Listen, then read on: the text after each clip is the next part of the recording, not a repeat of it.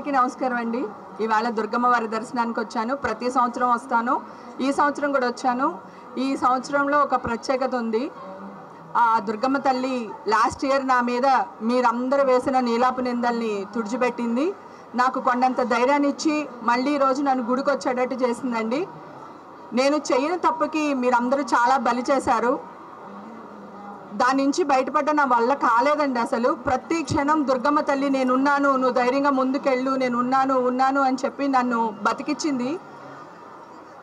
ఎన్ని జన్మలు ఎత్తినా ఈ కనకదుర్గమ్మ వారి ఆశీస్సులను కానీ ఆవిడిచ్చిన అండదండలు కానీ మర్చిపోలేనండి.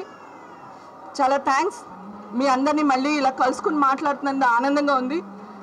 ప్లీజ్ దయచేసి మీరు ఏదన్నా న్యూస్ వేసేటప్పుడు నిజాలు తెలుసుకుని వేయండి.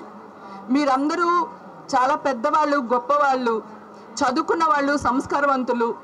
ప్లీజ్ ఈరోజు గుడిలో ఉండి చెప్తున్నాను, నేను ఏ తప్పు చేయలేదండి. ఓకేనా? Thank you sir, thank you.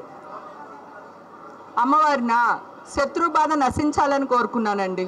శత్రువుల నుంచి నన్ను కాపాడమని కోరుకున్నాను. ఓకే, థ్యాంక్ యూ అండి, థ్యాంక్ యూ.